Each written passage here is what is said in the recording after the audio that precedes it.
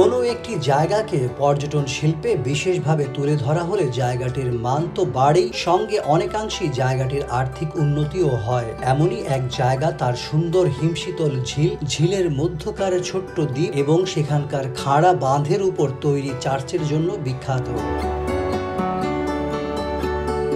এই গ্রামকে রাষ্ট্রসংঘের তরফে বিশ্ব পর্যটনের সর্বশ্রেষ্ঠ তালিকার আওতায় আনা হয়েছে। গ্রামের মানুষদের আর্থিক উন্নয়নের ব্যবস্থা করা এবং গ্রামটির নিজস্ব সংস্কৃতিকে সকলের সামনে তুলে ধরার জন্য এই উদ্যোগ নেওয়া হয়েছে। স্লোভেনিয়ার একটি শান্ত গ্রাম ব্লেডকে রাষ্ট্রসংঘ এই সম্মানে ভূষিত করেছে।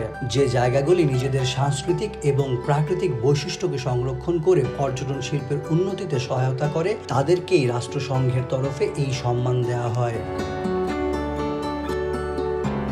স্লোভেনিয়ার পর্যটন বোর্ডের দেওয়া হিসাব অনুযায়ী ব্লেডে প্রায় 8,000-এর মতো মানুষ বসবাস করেন। এই সম্মানে ভূষিত হয়ে ব্লেড স্লোভেনিয়ার পর্যটনে একটা নতুন ঠিকানায় পরিণত হলো। এর আগে 2021 সালে সলকোভা ও রাদভ্লোজিকা এবং 2022-এ বহিঞ্জোকে এই সম্মানে ভূষিত করা হয়। ব্লেডের এই হিমশীতল ঝিলের ধারে একটি পুরনো দুর্গ রয়েছে, যার মধ্যে একটি সংগ্রহশালা, খ্রিস্ট ধর্মাবলম্বীদের জন্য প্রার্থনার জায়গা এবং একটি ছাপাখানা রয়েছে। ঝিলের মধ্যে একটি ছোট্ট দ্বীপে মাতা মেরির কাছে প্রার্থনা করার জন্য খাড়া বাঁধের উপর তৈরি একটি ছোট্ট চার্চ এবং ঘণ্টা ঘর রয়েছে।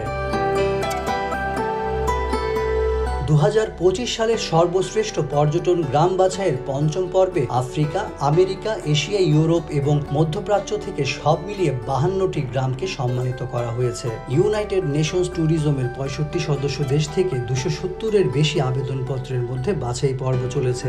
এই বাছাই পর্ব থেকে পাওয়া নতুন 72টি গ্রাম সহ মোট 319টি গ্রাম বর্তমানে পৃথিবীর সর্বশ্রেষ্ঠ পর্যটন গ্রামের অংশরূপে পরিচিতি পেল। এই গোটা প্রক্রিয়াটি চীনের হুঝৌ শহরে আয়োজিত হয়।